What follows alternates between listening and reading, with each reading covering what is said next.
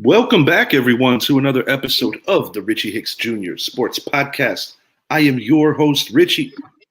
On tonight's show, we're going to be hitting on the home of the most Lombardi trophies, the NFC East, home of the five-time world champion Dallas Cowboys, who have the best overall divisional takeaways since entering this division in the 1960 season. We've got the Philadelphia Eagles, the most recent champ, who are one-time champions of this division, winning in 2017 over Tom Brady's New England Patriots. We've got the Washington Commanders, formerly the Redskins, the only franchise to win a Super Bowl with three different quarterbacks. Just kidding, so did the Packers. All right, we also have my beloved New York Giants, Idris's beloved New York Giants, the only team in this division to win a Super Bowl in each of the previous 4 decades, 4-time Super Bowl champs, 8 if you go pre-merger. We're going to hit on draft takeaways. We're going to hit on the schedules. We're going to hit on who is going to be the beast of the NFC East. Enjoy this intro, and we will be right back.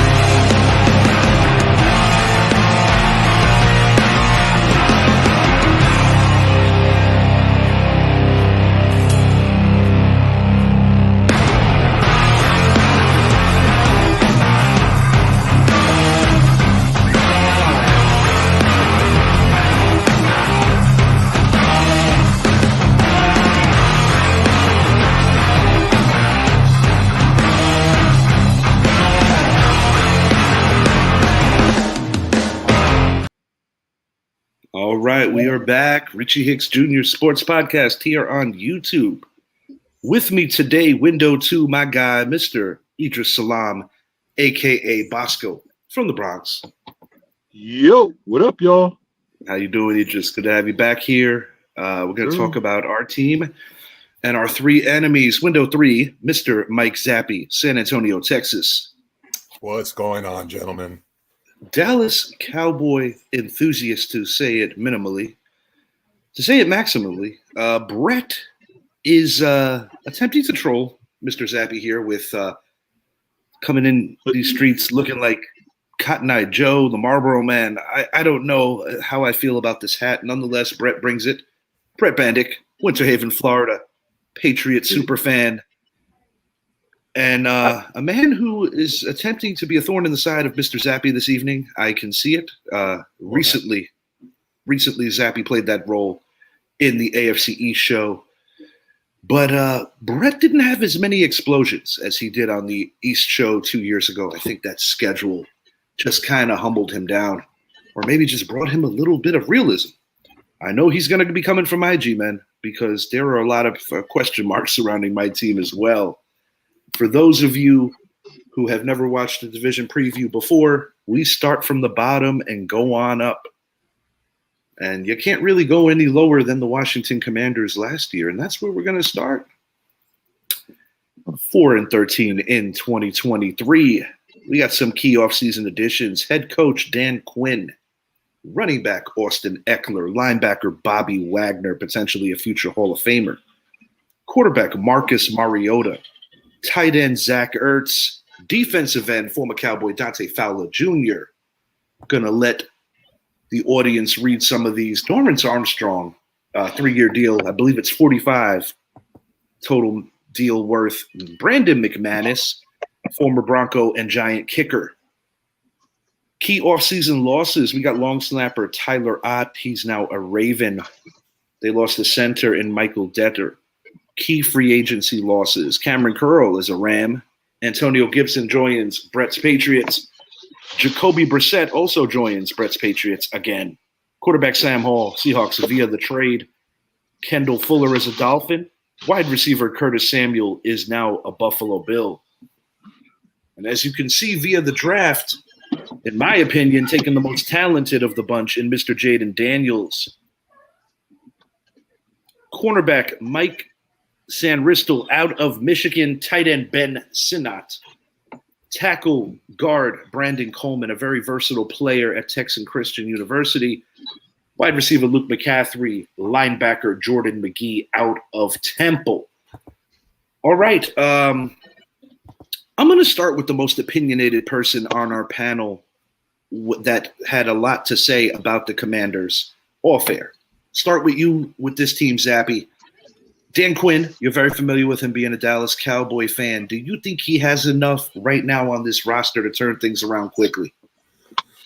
Yeah, I do, because you look at the additions the team made, with the biggest one being Jaden Daniels. Here's the guy that, if you look at the guys that came out of this year's draft and you look at the teams that are at the bottom tier teams and which teams could be this year's Houston Texans per se, it's got to be this Washington Commander team, because you look at what Dan Quinn has done. First of all, he has taken players from Dallas, guys that were contributors, to bring in there. And also it's going to be players that will allow to teach his style of coaching, his scheme, and allow other players to adapt. You say goodbye to Curtis Samuel, but then you bring in a Luke McCaffrey, who I thought was a steal of a draft pick for that team.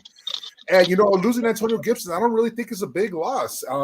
I like what this team has done defensively and offensively. Dan Quinn, we know what he is. We know he's a great defensive-minded coach.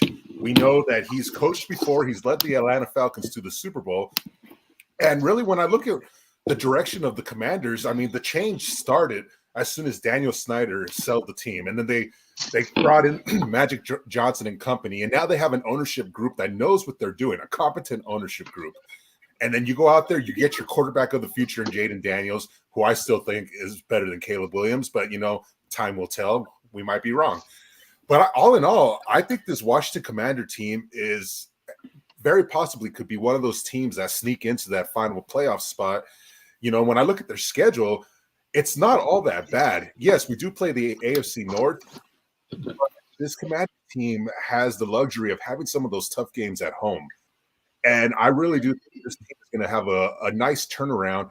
Like, they're not – I don't think they'll win the division, but I do think they're going to be battling for the final playoff spot. And when I look at their schedule, I look at this team that should get 7 wins. I think their floor is 7 wins this year, with their ceiling being 10 wins. But when I really break it down, this team's going to finish with a 9-8 record and just miss the final playoff spot. So you feel good about their defense, I take it. That goes without saying. You feel pretty good about their defense. I know they gave the offensive line some love. Last year, former quarterback Sam Howell was the most sacked. Eckler Robinson's interesting. I think that Robinson is in a situation where he has more to lose than Eckler, because even if he is the lead back, I believe that Eckler offers more value. And say if Robinson, his yards per carry aren't up the way that he would want, or if he has a couple of games where he puts the ball on the carpet, I do believe that Eckler will overtake that running back 1 role, because Eckler is more prone to be a 3-down back, even though he cried, bitched, and moaned about having too much of a workload with the Chargers. Robinson, to his credit, actually has good hands out of the backfield as well. Not going to give my prediction just yet. I want to keep this topic hot. Mr. Salam, your thoughts on the Washington Commanders? Yeah, pretty much what Zappy said. I think the additions they have, Dan Quinn being who he is, with Bobby Wagner being, Wagner's going to be the man. He's going to be that captain. He's going to be that leader. He's going to be that veteran presence with the younger players. And a lot of the Cowboy players, they're coming over with Quinn, so they know what type of coach he is. They know what he expects from each one of them. I think like with Austin Eckler and Robinson, I think the same thing. I said I feel if Robinson just doesn't get it done or looks sloppy, put the ball on the ground, I think they'll give it to Eckler. Eckler has a history of injuries, though, so that's going to be something to look out for. I think Jaden Daniels, I think he's going to be a star. I mean, I'm an LSU fan, but I think this guy has it. He has the height, he has the arm, he has the legs. He's a smart kid. I think he got the right people around him for his rookie season, coaching wise and player personnel wise. I think I think they're putting him in a position when you got Scary Terry out there to throw to, so he's always open. We already know that. So I'm going to go 9-8 with them. I think they'll just miss the playoffs, but I think they'll finish strong. I think they don't have a knockout schedule, and I think the AFC North is going to be the toughest because you got Pittsburgh, Baltimore, Cleveland, Cincinnati. You got defensive teams up there. So I give them 9-8. I think they'll look like they're ready to win, but I think they're like a year or so away. We got both of you agreeing on 9-8. Brett, how do you feel about the Commanders? And question, boys, you said 9-8. So Idris, you got them just missing the playoffs. Yeah. And Zappy, where does 9-8 get them in your eyes? Just missing as well. Just missing as well. All right, Brett, you're up. I like this Commanders team, man. I really do. Jaden Daniels, I'm really kind of curious to see how this plays out for him in the pro level. I think Eckler's going to have an absolutely bounce back year. He's going to be, his period blanket. He's going to be that. He's going to get to that, that every 3 down back to go to. He's going to have a lot of situations this year. He's a great pass catcher out of the backfield. He's got the experience.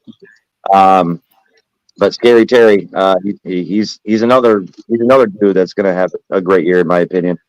But I love the Bobby Wagner addition. He stays healthy. You never know what that defense can do. But I agree with you. He's going to be the captain. He's going to be the veteran captain for that defense. And Dan Quinn, he's notorious for defense. You know what I mean? We'll see what they can do. They've definitely improved a lot. I actually have pretty good hopes for the team. I have them finishing second in the division with a 10-7 record. 10-7 record with a pick. All right. And when we talk about Dan Quinn and the addition, one thing we've always known Dan Quinn as a type of coach that's going to force turnovers. Last year, they took Emmanuel Forbes in the first round at number 15 cornerback out of Mississippi State. He was a cornerback that I was very high on because if there was one thing he could do well was find the football. And now you look at the additions that he brings in and as well as his style of scheme. Brett, you mentioned Bobby Wagner. I look at Forbes as this is going to be the year where he blows up and possibly brings in 7 interceptions, maybe more, because it's the scheme is designed for him. And remember, guys, a Dan Quinn scheme, it does not rely on your strength. It relies on your speed. Your ability to get to through the offensive line, whether it's running stunts or whatever the case may be, but it's about your speed and getting pressure on the quarterback to throw an erratic ball. And when I look at guys like Emmanuel Forbes, I look at him having a breakout year this year. And like I said, I agree with Brett. I mean, I wouldn't be one bit surprised if they did finish 10-7 and making that final playoff spot. I've just gone back and forth with this team, and and I think I'm leaning more towards what we saw last year with Houston. And I can't sit here and say that they're going to be Houston this year, but you have to take all those things into consideration. And I do think this Washington team is going to make some noise this year. Yeah. Just to add a little bit, I think Bobby Wagner is going to be that linebacker that Dallas should have had last year to stop that run. It's funny because they wanted him, and he wanted them. He wanted them. Ultimately, he went back to Seattle. And that may have been a difference in the playoffs too. It's kind of might have been a difference. I mean, you look at some of the players that are former Cowboys that are currently members of this Washington team. I think you all make excellent points because I agree with Zappy that I believe that Jaden Daniels is better than Caleb Williams. I'm comfortable enough to say also that while J.J. McCarthy might not be more talented than Caleb Williams, I think he's going to have a better NFL career. Jury's still out on Drake May. I don't want to totally get on the kid just yet because I think he comes into a very trying situation. So we got to be a little patient with Drake May. And, Michael Penix is probably in the best situation because he's not going to be taking any hits in games, barring a Kirk Cousins injury. Having said that, there's one thing that wasn't mentioned that I have to mention and why I don't share the same optimism in year one as the three of you. Bobby Johnson, former offensive line coach of the New York Giants, is now currently the offensive line coach of the Washington Commanders. I forgot about that. And I'll be honest, while I think Jaden Daniels has all the attributes that's going to make him a star in this league for 10 years or more, I am a little concerned about the commitment of Austin Eckler. The commitment. I know that what he is capable of when he's all the way in. Yeah. But I think it's going to be interesting to see how they use the ball between Robinson and he. But I think Eckler has less to lose. Robinson more to lose for sure. I'm not completely convinced that this O-line is going to immediately gel. And when I consider that this unit gave up sacks at such a ridiculous frequency last year, that is what has my concern. This is an NFC East that even if the Cowboys and Eagles are not as dominant as they were in each of the last 2 years, the Eagles 2 years, the Cowboys 1 year ago, I still see a potentially 5 losses in this division, even if they play well against the rest of the league. So when I think about, is this team going to really get 10 wins when they could potentially have 4 to 5 in this division? Do I have them beating Dallas this year? If I'm being all the way honest, no, I don't think so. I can see them splitting with Philly. I can see them splitting with my team, even sweeping my team possible. I got the Commanders going a respectable 7-10, but I think a lot of those 50-50 games are going to be the difference between being a 10-win team, a 9-win team, or as I have them as a 7-10 team. Having said that, I would not be the least bit surprised to Zappy's point about the upgrades in upper management, that this team is very close to getting their act together that made people proud back in the 80s and 90s. That I will subscribe to. I'm just not sure they're ready yet. 7-10 right now. No, one caveat. Go ahead. Oh, go ahead. I was going to say the one caveat to the sacks and from last season, it was really 2 things. They had horrible center play, so you bring in Tyler Biadasz from Dallas, who's an excellent which is an upgrade. It's an upgrade. And he's a guy that I've seen what he does. He knows how to direct his linemen what to do. But also, Sam Howell had a tendency of holding the ball too long last year, and he can't run. Now you have Jaden Daniels, a guy who's a scrambler, and he has a quick release of the football. So those are things that I can think will offset bad line play. But I do agree with you as well, Richie. That's the one position or one group of players that we need to see how they perform at, because we know what they have defensively. They have a great defensive line. They have good linebackers. Their secondary is up and coming.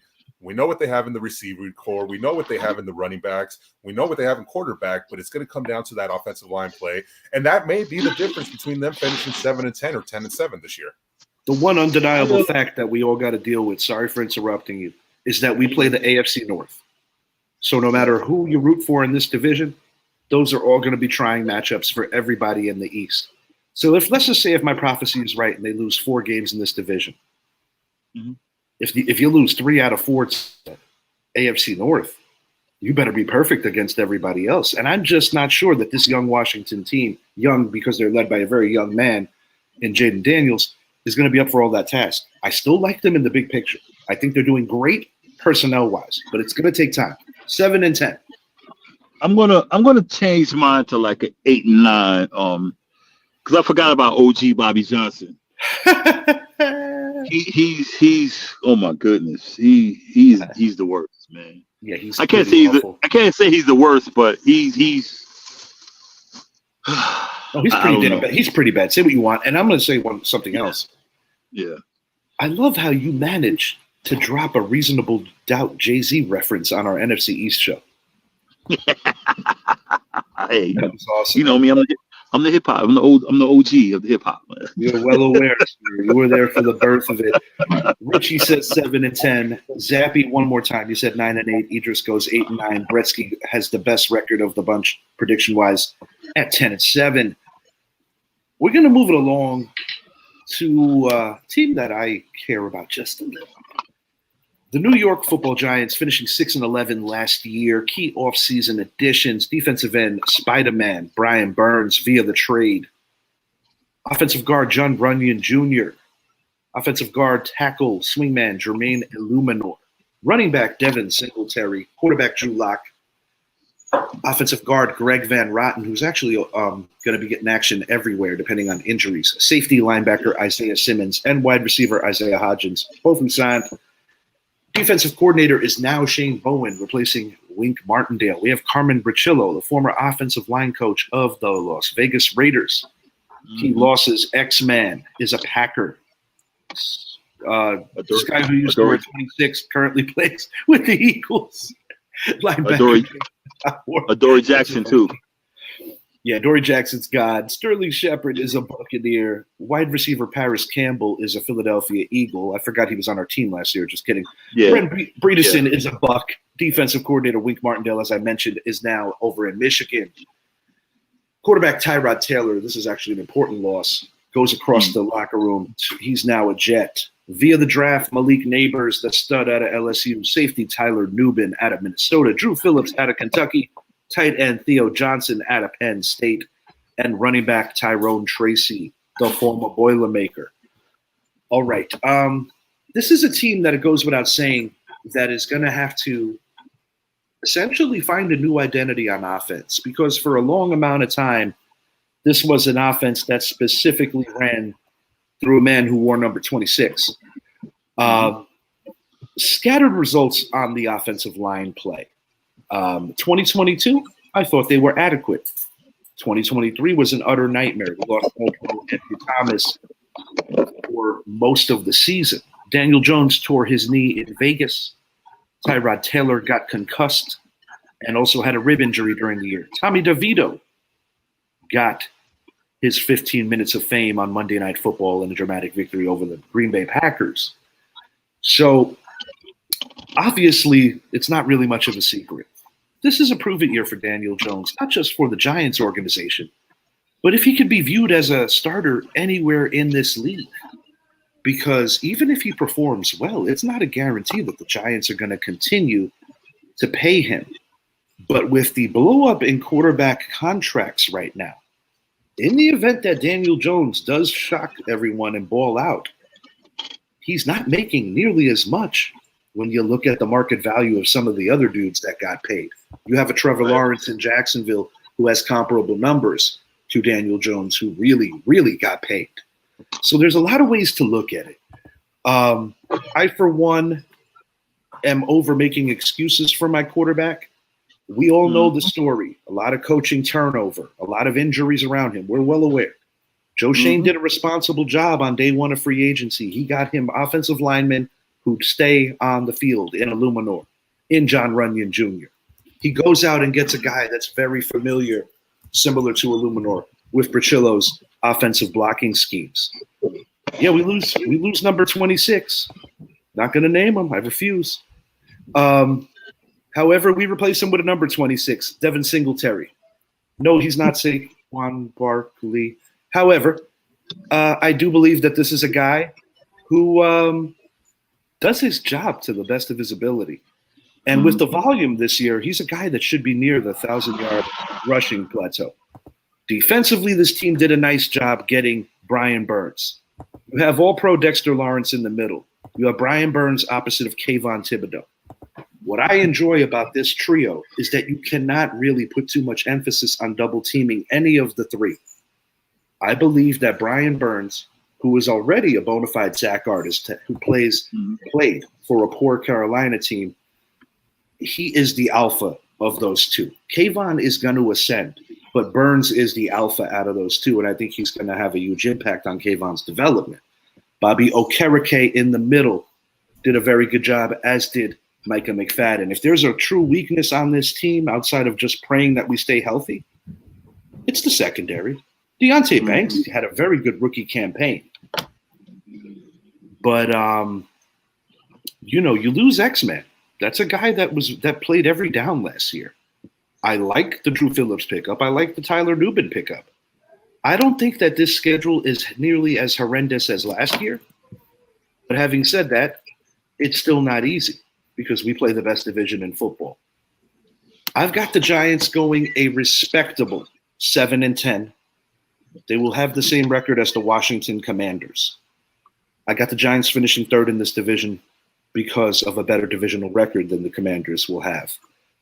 I do believe that last year, this team winning 6 games with all the terrible quarterback play, I wouldn't be mind blown if we win 10. I wouldn't be mind blown if we win 9. But I'm going to go on the lower side of things out of an understanding that this team is not complete yet. But I do believe Daniel Jones is going to play a lot better. And I do believe Malik Neighbors is going to be a bona fide superstar. I still think we need a little more help, mainly offensively. And you're not going to get it all with only having 6 draft picks. But I do believe that the New York Giants are going to give their fans a better reason of hope this year. I got them going an even 500 in the division at 3-3. I'm going to strong 7-10, maybe 8-9. I think they'll battle Washington for that 8-9. I think we lost a lot. We lost X, Adoree Jackson. I kind of figured Adoree Jackson would be gone. Iran Barkley's nephew was gone, but we picked up Devin Singletary. He does what Iran Barkley's nephew does. He doesn't have the power that IB's nephew has. I refuse to say his name too. But I think he shows up for work. Mm-hmm. You can get 17 games out of him. You can get 16 games out of him. He can catch out the backfield. He's not a bruiser, but he can go in, he can go out. So I've also never seen him get injured running off the field. Right, yeah, me too. Which I kind of appreciate. And Giants, and Giants football has always been running back by committee. Yes, sir. We've always had that. We've always had that one lead back.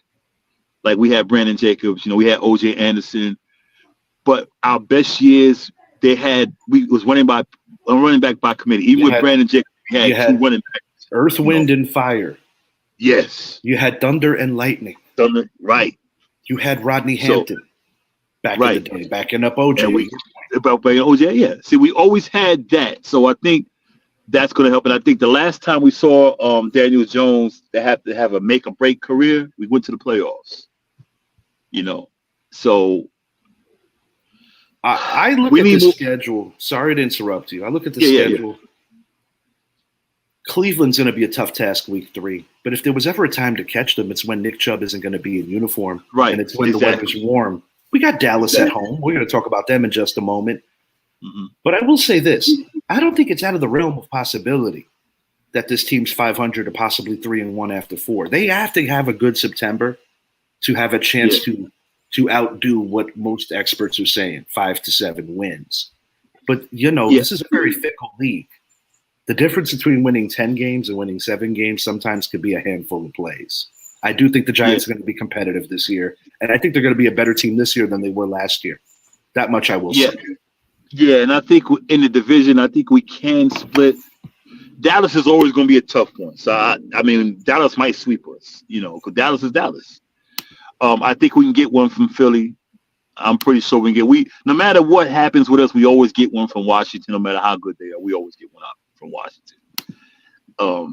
So I could see us. We might split. It depends on the Dallas game, but we got a ways to go. Because like I said, our defensive backfield is young. We got. I have to address Mr. Nunez here just for shits and giggles. Yeah. That man's name is Saquon Barkley, LOL. And I'm going to say Mr. Nunez. Often imitated, rarely activated. Iron Barkley's nephew.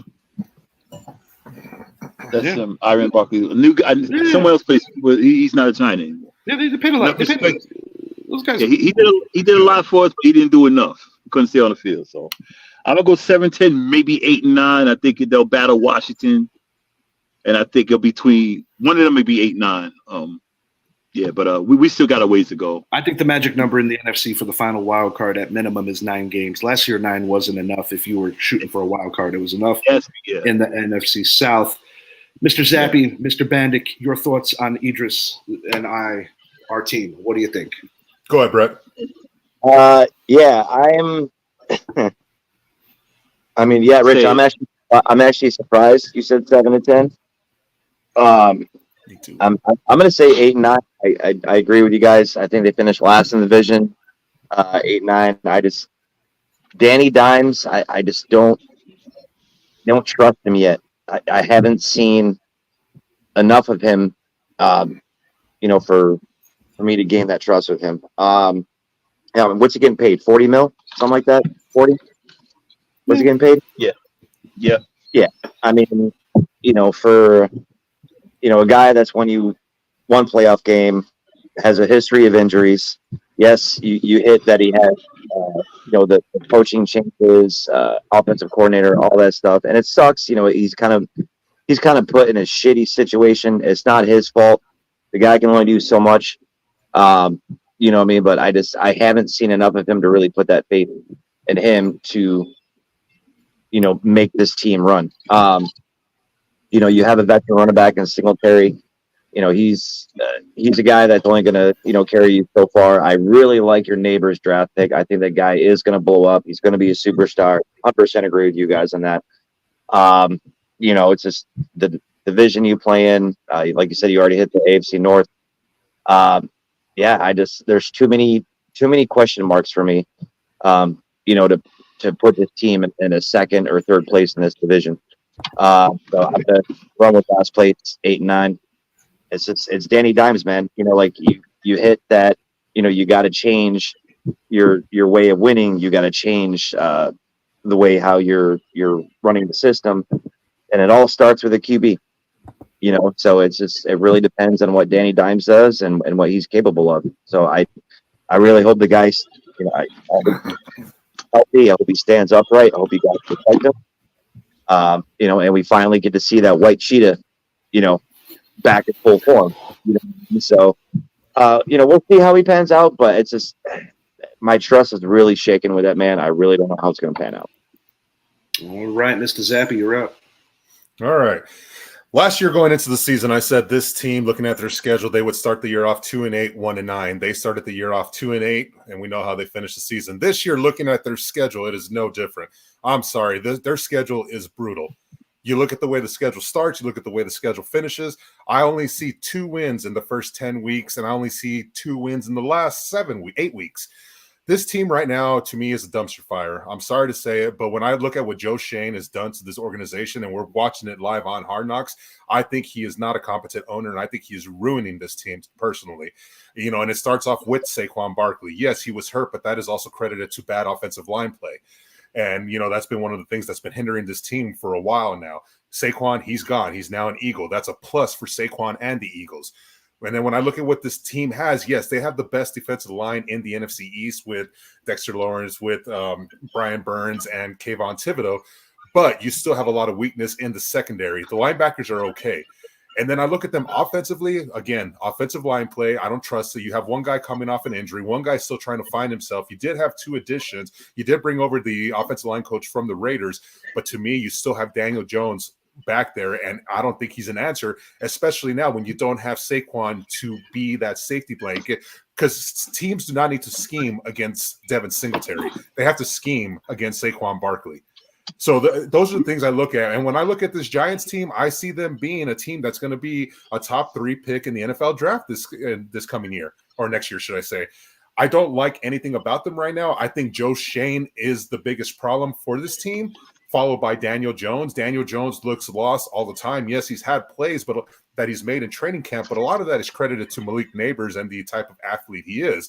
Now teams will learn to scheme against them, but who else is going to catch the ball from Darius Slayton? No. I mean, they don't have anyone that scares the league. So when I see this New York Giants team, I look at their schedule. I say week 1, Minnesota facing probably a Jordan Addison-less team. It's probably going to be Sam Darnold week 1. That should give you guys a victory. But after that, week 2, week 3, week 4, week 5, maybe, but probably not. Week 6, week 7, week 8, week 9. Those are all losses. And then you get Carolina at home. That's a game you should win. And I do think you could beat Tampa Bay as well. But then you got to go back to Dallas, and then you get the Saints at home. If you were going to New Orleans, I'd probably give you guys a loss there. And then you have Baltimore, Atlanta, Indianapolis, and Philly. 4 games that you could very easily lose, all 4 of them. I'm giving this team a 3-14, 4-13 type season. I don't see much. Like I said, nothing scares me about this team. I don't think it will be the end of Brian Daboll because of it, though, because there's a lot of issues with this team. I do think Brian Daboll will get another chance after this year. You guys will be in the running for Shedeur Sanders or Carson Beck out of Georgia. That is going to be how you fix your quarterback problem. But all in all, the weapons, they're lacking. Defensively should be better. Probably should be in the top half of the NFL. But you guys are going to be in games in the first half, but in the second half, because you will not have the offensive production, you're going to lose a lot of games for that reason. So again, I'm going 3-14, 4-13, last place, top 3 pick in the NFL draft. I want to say one thing before we move it along to the Philadelphia Eagles. This team is a year removed from being in the playoffs, 2022. We didn't have a Jalen Hyatt on that team. We didn't have a Malik Neighbors on that team. Yeah, we had Barkley. We had a good running game. You made a mention that Saquon Barkley has been injured often and early due to a bad offensive line. I, for one, don't necessarily believe that the Giants' run schemes have been all that bad. I think the pass schemes is where we have truly had our issues. And I certainly don't think Saquon got hurt blocking anybody. I tell you that much, because he did the Olay. At any rate, I'm going to stick with my 7-win prediction for my team. And it's time to move it along to 2 teams that the last couple of years have been bona fide Super Bowl contenders. One of them did make it. The Philadelphia Eagles. Key offseason additions: running back Saquon Barkley, quarterbacks Kenny Pickett and Will Grier. They are stockpiling quarterbacks.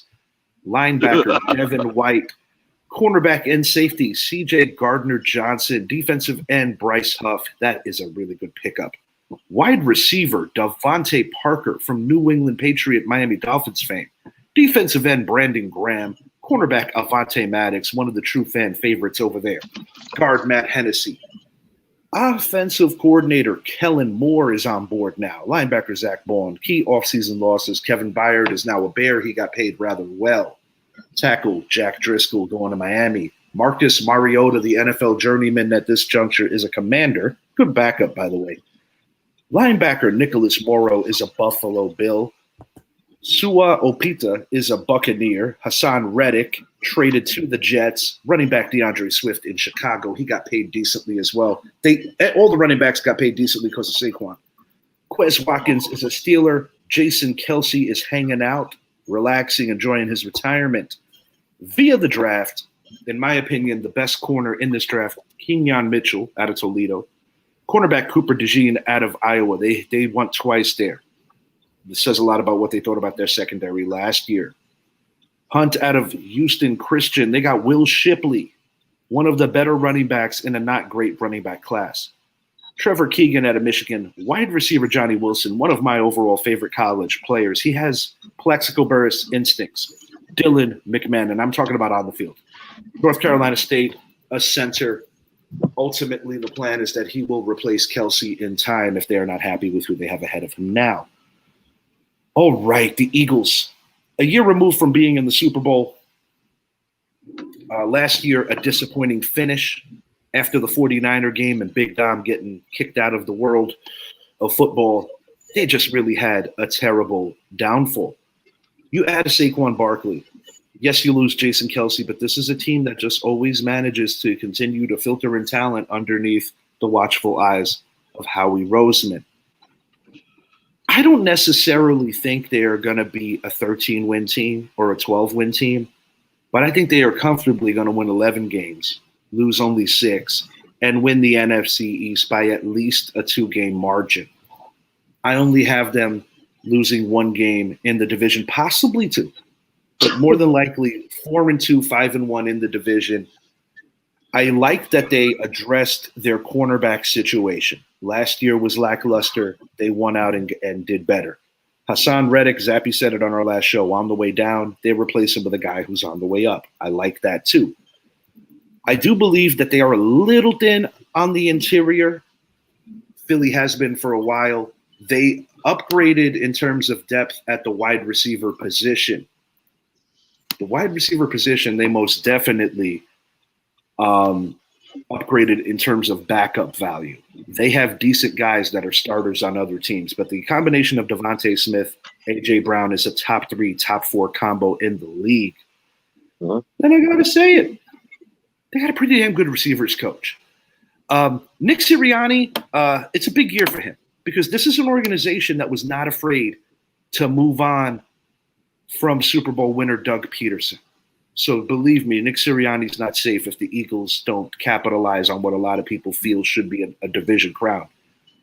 This division has not had a repeat winner in 20 years. I believe that trend continues. I got the Philadelphia Eagles winning this division at 11-6, potentially making the NFC title game. But I've got their dream ending in round 2. 11-6 for the Eagles, a solid season, a round 2 exit. Fair. Okay, good. Yeah, no, that's fair. I was going to say 11-6, 12-5, but I agree with that. 11-6. I think Jalen's going to have a better year. I don't know what happened last year with Nick Sirianni. The team stopped playing for him. I don't know the story behind that. I'm kind of curious to see how the season is going to start leading into that, see how the team is playing for him. I honestly don't know what the hell happened last year because you watch football all the time. Like they fell off, and you guys know this division better than anybody. I honestly don't know what happened, but it's kind of hard to count out, the Devontae Smith, the AJ Brown. Now you throw in the Saquon Barkley factor. You know what I mean? Now they have a guy that can actually close out games instead of Jalen Hurts closing out games. I really want to see, the push back in effect, see what happens there. They mastered that. I want to see if they do it again. They really didn't lose a step when Jason Kelce left, as far as protection went, but as far as leadership went, absolutely, they fell off. How do we know what they lost and didn't lose? They haven't played it down without Jason Kelce yet. I think last year. You're right, dude. The one thing we know that they lost with Jason Kelce is that locker room leader. Yeah, the leadership. I will say that part about Jason Kelce. I do think Cam Jurgens is going to be a great replacement for him. He was someone I was high on when he was coming out of Nebraska, and when it comes to that locker room leadership, I think that's where the losses of both Kelce and Fletcher Cox can come back and hurt this team. Yeah, Fletcher Cox is an understated loss. I'll say that.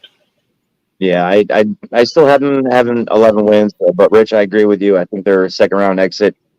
I don't see them going too far past the second round, especially with San Fran in the mix and everything. So I just believe that the NFC North has 2 heavy hitters. And yeah. I actually believe that the NFC West has 2 heavy hitters because the Rams are not that far behind the 49ers in the grand scheme of things, if we're being fair. I agree. 11-6. Second round exit. Same thing, dude. But yeah, they're going to be division winners for sure this year. All right. I'm looking at the schedule, so I just want to voice some of this out. September is not going to be a kind month to the Eagles. I'm not saying that they're not going to be okay, but it could be a trying time. You play the Packers on a neutral field in Brazil. Your home opener is against, in my opinion, a much improved Atlanta Falcon team, and an Atlanta Falcon team who's going to catch you when the weather is still relatively decent. You go to the Superdome against a team you should beat in the Saints, but it's not a gimme. It's not a gimme in September in New Orleans. At Tampa, early in the year. At Tampa. That's where their season ended last year. They're home for the Browns. The Saquon homecoming is October 20th against the Giants.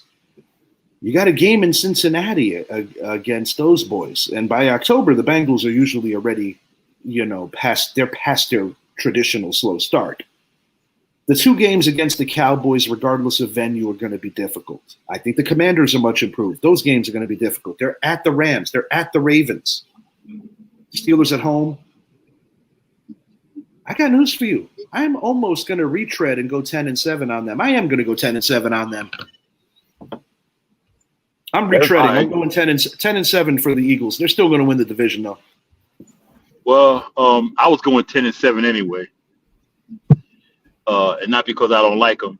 It's just that schedule. A lot of games are not gimmies. Atlanta's improved. Pittsburgh, who they're gonna throw at them. Russell Wilson or Justin Fields. The Packers, we see what the Packers are what they're about. Packers were a couple of plays away from the NFC title game last year. Exactly. Cleveland may be tough. Their defense going to be tough. Even if I pick them last in the North, which I vet very well, they still are tough. Yeah, their defense is still their defense. And, it's just going to depend on what Deshaun Watson does. So we don't know what. I'm going 10-7 with them. I think what's going to be what's going to weigh the balance is can Saquon play 17 games? Mr. Nunez, I got to say something, pal. You call us the midgets. That's okay. I get it. But understand one thing, sir.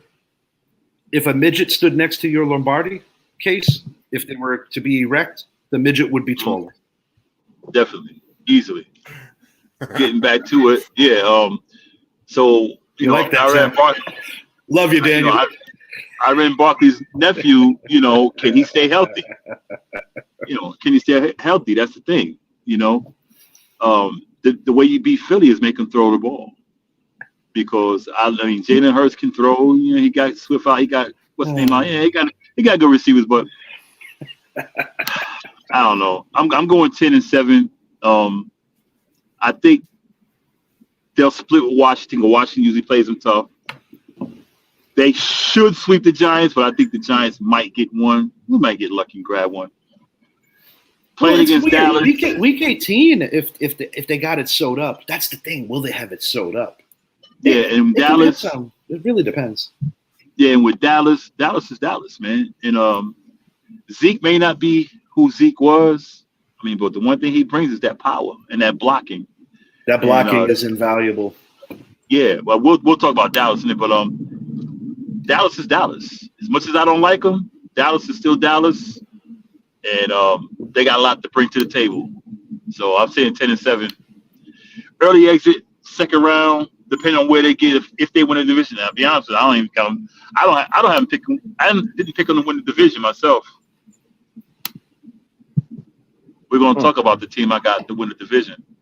And it's kind of appropriate that they're last because whether you love them, whether you hate them, nobody's indifferent about the Cowboys. That's one thing I hate them. You either love them or you hate them. Similar to my beloved New York Yankees, that's part of the reason they are America's team because America's always talking about them. Zappy. Yeah, Zappy's up. So I'll say this: what went wrong for the Eagles last year? I think didn't have so much to do with Sirianni, but more to do with the fact that they lost both Shane Steichen and Jonathan Gannon as they got their respectable head coaching jobs with the Colts Cardinals. And then you look at what this team lost, looking at, again, Kelsey gone. That is a huge loss. Not saying they can't do the tush push, but that's huge. And then you talk about Fletcher Cox being gone. Jordan Davis was drafted to be the replacement, but he has not looked like the guy that could come in and be that one technique that's going to destroy a run game. And then you look at what this team in the secondary, yes, they added Queion Mitchell and Cooper DeJean, but Cooper DeJean is already suffering through hamstring injuries that might that is going to plague him the rest of the season. You insert Kellen Moore, who I think is going to bring something different to that offensive scheme. But if one thing we know with Kellen Moore, he does not really like to run the ball much. So, and I could say that because he was my OC for a while now. I like offensively. Look, we know AJ Brown and Devontae Smith. They're going to get theirs. They're going to get theirs. They're great receivers. They're the best wide receiver duo in the division. I have no problem saying that. Dallas Goedert is a great tight end. They're still going to have a good offensive line, but I'm worried more about things on the defensive side of the ball. I will say this much: Green Bay, I have 3 weeks circled. Week 1, Week 17 against Dallas, and Week 5. Why do I say Week 5? Because if you look at their schedule, they could easily jump out to a 6-0, 5-1 record. But after that, it is a hell of a schedule. Because I think they're going to lose to Green Bay, but I think they'll beat Atlanta. I think they'll beat the Saints. I think they'll beat the Buccaneers. I think they'll beat the Browns, and I think they'll beat the Giants. But after that, that's when the schedule starts. I don't think they'll beat Cleveland, man. Well, the only reason why I have them winning that one is because it's on their home turf. If it was at Cleveland, I would take Cleveland to win it. And it's a 12 o'clock game. Philly actually does pretty well at 12 o'clock games. So, I take all those things into consideration, but I say week 1, Green Bay in a neutral field. It is considered one of their home games, and I think that's going to bite them.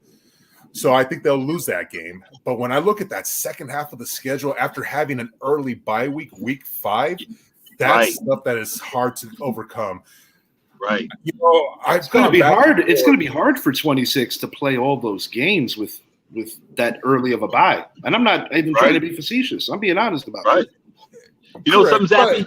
But what you made a point, Zach. Okay, Zach. I would say the one thing we saw what they did with Swift last year. Kenneth Gainwell was a good one. They did go out and draft Will Shipley out of Clemson. I think the running backs are going to be fine. I don't think they're going to abuse Saquon like a lot of us think they're going to do. I think they're going to do a running back by committee approach. But right now, to me, the Eagles, they should win this division. They paid him a lot of money. They paid him a lot of money to not put up the carries. We'll see. We'll see. But I just when I look at it, I don't think. Okay, Zach. No, go for it. Just finish it off, and then I'll go on my record. You made a point about the hammy, and we know when players pull a hammy, have hammy issues in the preseason or whatever, they never heal. They never heal. They don't, and they never heal. We're high on Queion Mitchell, but guys, we got to remember this too. It's not like he was drafted number 4 in the draft. He wasn't a top 5, top 10, top 15, or top 20 draft pick. Right. So that's things to consider. He was the first cornerback off the board, but the cornerback position was actually not that strong in this year's draft. Right. So when I look at this Eagles team, I think there's going to be a lot of trial and tribulations. And I can't believe I'm saying this. I have gone back and forth with Philly's schedule and Dallas' schedule, but I too agree. I think this team is a 10-win team, 7 losses, and finishing second in the division, because I think the pieces they lost matter too much. And not so much on the field, but like I said, that leadership, those things matter. Yep, same here.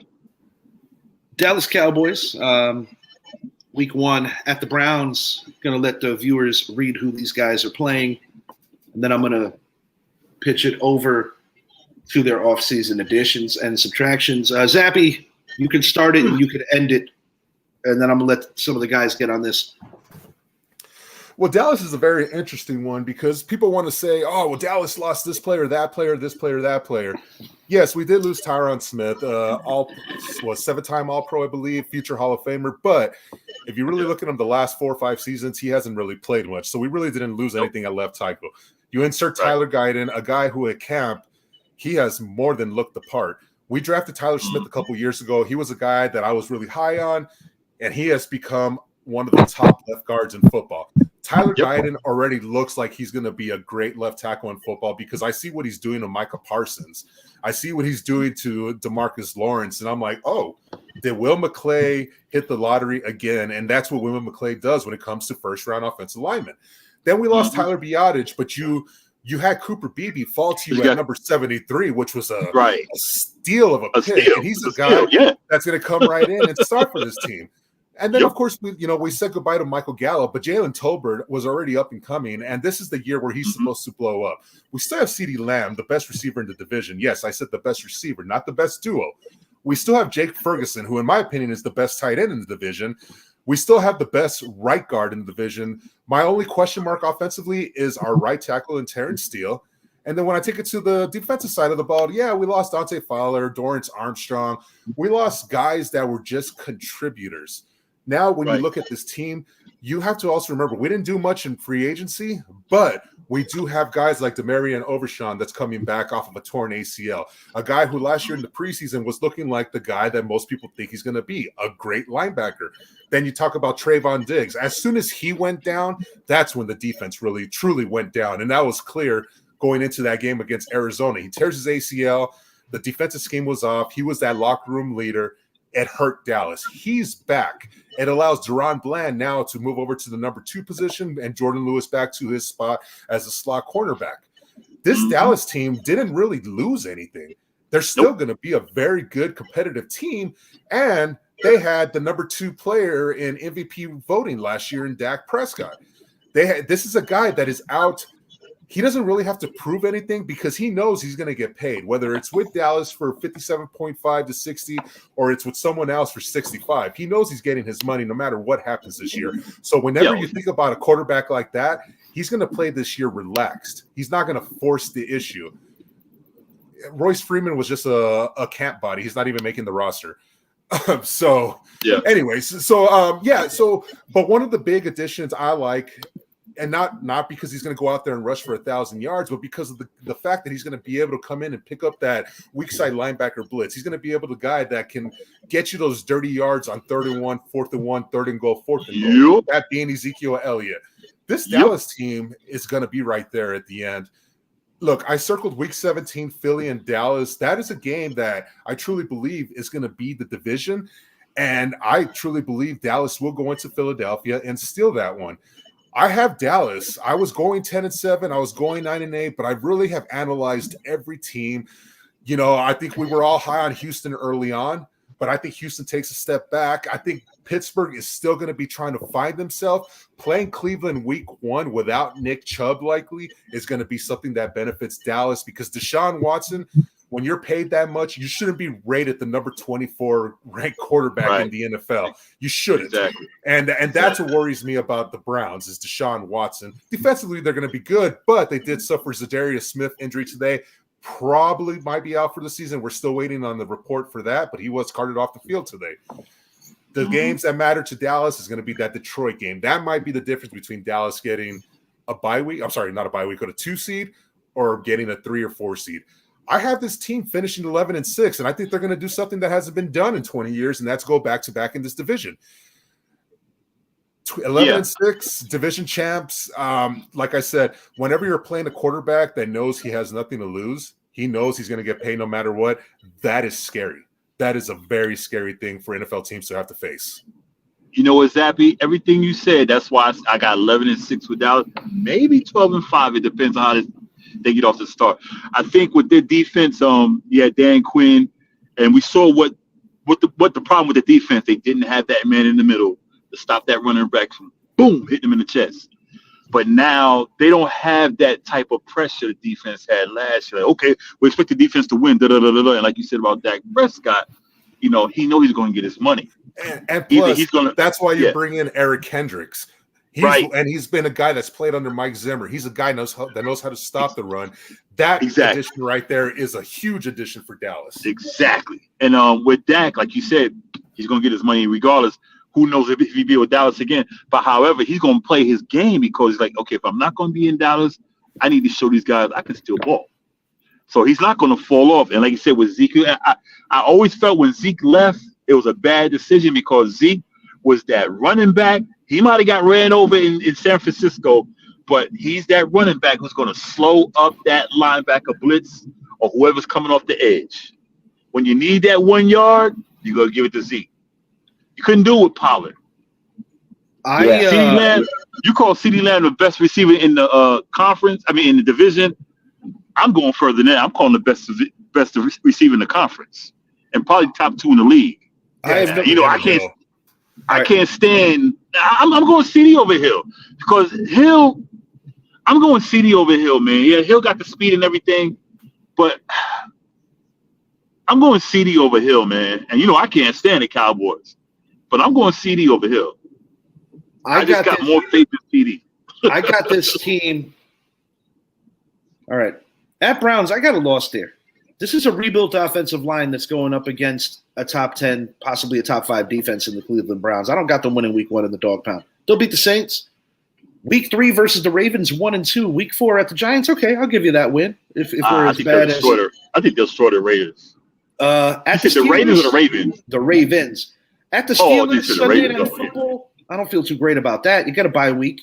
Bye week's relatively early. Could have been a little later. Week 7's not the worst, not the best. Week 8 at the 49ers. That's a loss. Of course. Week 9 at the Falcons. We'll see. Win. I'll be honest. I got the Cowboys right around 500 going into week 12 at the Commanders. Right around 500 week 12 at the Commanders. I got the Cowboys going 8-9, maybe 9-8. Woo! I think they're going to be fringing on either the 7 or the 8 in the NFC. The 8 does not invite them to the party. We shall see, but I don't see no 12 wins with this schedule. I don't see 11, see man. No, I see 11. I say at worst 10, but I say 11. I say 9-8, 9-8, third place, and it all starts with your team captain. Number 4 in your programs, number 1 in your trading block for your fantasy team, especially if your name is Idris Salam. And right after he trades him, Dak goes off. Right, and I go on a slide like the Giants did. Yeah, we hit on Zeke. I think he's a great ball player. He's a great protector. And he filled in well for Ramondre Stevenson when he got hurt last year. But is he the guy to carry this team deep in the playoffs? Absolutely not. Well, they didn't bring him back to be that guy, though. They didn't bring him back for that. You got Rico. So too old. I think he's too old. It's definitely going to be a committee deal in that backfield. But I really don't know what the other two guys have to offer. I just don't see how this team is better a year later. You know what about in the Zeke? first half of the year, I don't see it. You know something I saw with Zeke last year that I seen with Dallas? If you throw him the ball in space, bubble screens, he's gone. He still has that. He can still run. I think he'll do good. I think with Dallas this year, I'm one of the biggest haters, if not the biggest, bigger than Stephen A. I think with Dallas, they don't have that pressure on them they've had in previous years because Quinn's gone. People say, Quinn's gone, the defense is going to be there. All this other stuff. So I don't think they got that. I mean, it's still Dallas. It's still Dallas. But I don't think they have that pressure they had last year or the year before. I think Mike McCarthy has pressure on him. You may very well be correct. My worry is that I don't think this team is as good as they were those years either. And see, with Dak, Dak would have to have a real big fall off for that team to really go down to 8 wins. And I don't see Dak falling off like that. Right, and I'm sorry, he's the best quarterback in the NFC. That's just how it goes to show. I mean, the class of the quarterbacks in the NFC might not be great, but he is the best quarterback in the NFC, and that I put him top 3 in regular season. I put him top 3. Real talk, in the league. Do you think you guys have a better roster than the Eagles? Because I don't see it. I don't see it. We have better roster. Well, you know something, Zappy? You know what I say about that? They may not have a better roster, but I think with Mike Zimmer, with Zimmer being a defensive coach, I think that team fits him. His type of, that's a huge one. That's a great point because what the mention I made with Dan Quinn and how his schemes are designed for defensive linemen to use their speed. Mike Zimmer, right? It allows you to use your scheme, your technique, your strength to develop your speed. Right. And that actually plays into favor with guys like DeMarcus Lawrence. That's going to play a huge favor to Micah Parsons. The one big loss I do say was losing Sam Williams for the year, but they did go out and draft Marshawn Nealon in the second round this year. And, when you say, we lost Dorrance Armstrong, Dorrance Armstrong was just a guy that was filling a spot for the couple of years, He's not a big loss. The players that Dallas lost are not guys that are going to come back and hurt us down the road. Like I said, Cooper Beebe, he's got Brandon Diggs, man. Yeah, I mean, you look at this team, we have a great defense. We're still going to have a top 10 defense in the NFL. And the other thing about it is Mike Zimmer is not going to do what DQ did and have us playing zone in the playoffs because Dan Quinn had one leg out the door going into that Green Bay game. Everyone knows he did. Oh, yeah, he did. He did. And you could see it on the field just because I had never seen, at least in 2-3 years, I had not seen Dallas defensive players out of position an entire game. I got to stop you for a second here. I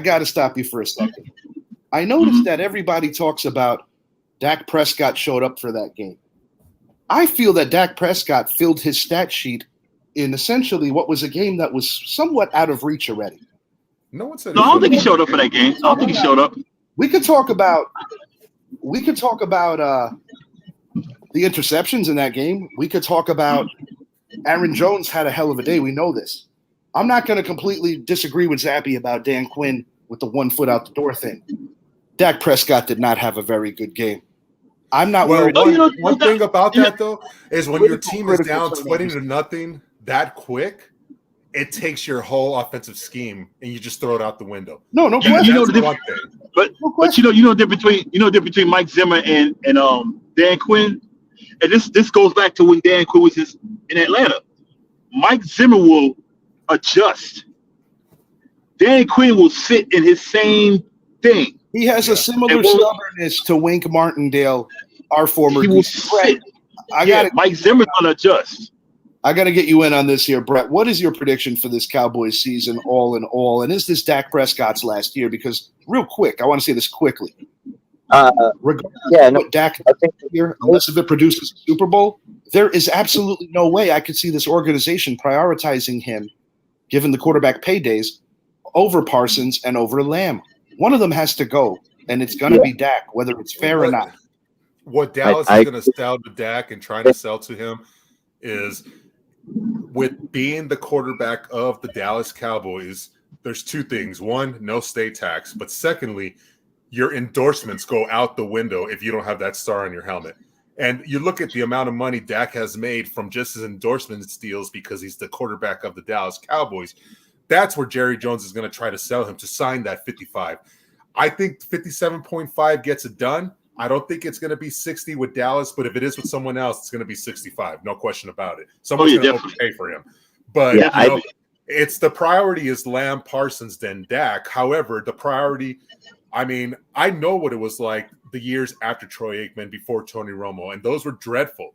I don't want to go back to those days. But at the same time, I also wouldn't be surprised if Dak doesn't get a 4 or 5 year deal, but rather he gets a 2 or 3 year deal. That way he can cash in again once the salary cap boom really does happen in 3 years to, $400 million? I will be shocked if Dak Prescott is the Cowboys quarterback in 2025. We shall see. Brett, go ahead, talk. Yeah, no, I still haven't finished in 9-8. I think this is Dak's last season as a Cowboy. I think Jerry would have paid him already. I think another team will sign him. Absolutely. They'll pay him 60 to 65 easily. You know, it's just Jerry's ruining this team, man. I'm sorry. I've never liked Jerry as an owner. He's ruined this franchise. Huh? He's your favorite owner. No, he's trash. Yeah. He's trash. I love Jerry, man. I love Jerry. He's already tainted his legacy as an owner and the Cowboys franchise. You know what? This Jerry Jones bashing has got to stop, man. As much as I like that, great regular season quarterback, but he's 2-5 in the playoffs. And that right there, what you just said, Brett, right there, is the reason why I have him as an 11-6 team, because he's a great regular season quarterback. The question has not been his play in regular season; it's in the playoffs. That's where the big question comes. So regular season wise, he shows up all the time. However, I will throw this one thing at you guys though. When we're going to talk about Dak and his playoff success, find me quarterbacks that have a winning record in the playoffs when their defense allows 35 or more points. You will find no one. And that is one thing. If you look at the losses that Dak Prescott has in the playoffs, the Rams was a low-scoring game, and that was because Jeff Heath did not know how to read a read option and to let Jared Goff get the easy first down. Hold on. What about the year the Giants? Hold on, let me finish. Let you finish. You've been on this for 30 minutes already. Dak, no, we started at 52 with this topic. Dak was not the quarterback against the Giants. Dak was not the quarterback against the Giants, Brett. He was the quarterback against the Packers and against Aaron Rodgers and the Packers, and our defense could not stop Aaron Rodgers. And then this past year, 48 points. You really think? I don't care how many yards he passed for in that fourth quarter, because that's where most of his stats. Dak lost twice to the Giants that year, Zappy. That was 2016. It's the only two times playoffs. You're talking playoffs. I'm talking playoffs. The playoffs. And like I said, find a quarterback that has a winning record versus a team in the playoffs when his defense allows 30 or more points. Okay, Zappy, in the Packer beatdown that they gave you, the offense didn't score all those points, bud. And the offense got set up. they had one touchdown from a Jair interception. Yeah, One but touchdown. Zappa, the rest of it was offensively. But Zap, are we really going to be that ignorant and say that the field didn't flip a couple of times? Because it did. Well, I will say there was a pass interference that should have been called. So yeah, I will say that one. But again, like the point I'm trying to make, so we'll say 41 points in this case. That's still 41 points that the defense allowed. That the opening drive, the Packers took it right down the field and gave it to Aaron Jones and said, "I'm back." I mean, I don't care what anyone says. Dan Quinn did not have that defense ready. They did not. Guess what? Kellen Moore didn't have that offense ready either because Dak Prescott played like fucking dog shit until the second half. Hey, look, I'm a Dallas hater. That was garbage compilage in that second half. You know what? I don't like defending the Cowboys, but you know what? I say Dak didn't play well early. He had his mistakes because he didn't fire back. Boys, however, 21 at halftime. But however, Dan Quinn did not adjust. I agree with that. Green Bay went down the field. Every time they got the ball, Green Bay like, okay, we got this. Now, Dak should have done what he done, but golly, you got that defense. That defense should not be giving up them points. I agree with a lot. They shouldn't be. I agree. But anyway, the way I look at it with Dak, unless Dak has a complete collapse during the regular season, they're gonna get 11 wins. And I don't see Dak just self-destructing. I just don't see it. And I trash Dak all the time, but I don't see him self-destructing. They would have to lose if that defense doesn't pick up. That's the only way I can see the defense. I look at their schedule. I do not. And Dak has to fight back. All right. Last words here because we got to wrap this up. And I hate Dallas too. I can't stand Dallas. So I'm defending. Last words here. We got to wrap this up. All right, Zach. So we're all in agreement. This Dallas has weaknesses. 11-6, man. This Dallas team has weaknesses. Division winner. With Zappy's team. 11-6 and division winner. I'm with Zappy though. 8-9, second place, narrowly missing the playoffs. 9-8, third place, missing playoffs. Zappy, go ahead. How far they go? 11-6, home playoff game. They will lose that game against Detroit, which gives Detroit that Zappy a record, please. Speed. I gave it to you, 11-6. How far they go, Zappy? We don't get it. Second round. It's that NFC is going through Detroit, Green Bay, and San Francisco next year, and the Rams. I'm sorry, those are the best 4 teams in the NFC next year. Yeah, there is not the closest thing to a Super Bowl contender in the East, in my humble opinion, is the Philadelphia Eagles. Just my humble opinion. For Zappy, Dallas, man. For Idris, and for Mr. Bandic, I'm your host, Richie. Thanks for tuning in and hanging with us. Until next time, announcements to come for our next shows. We're also going to be hitting up on some baseball subjects in the very near future. For the guys, we are out. The NFC East, we might all be out of our minds. We're about to find out soon enough, though. Football is back, folks. Have a great night. I still hate Dallas, y'all. Hey, this was Zappy, I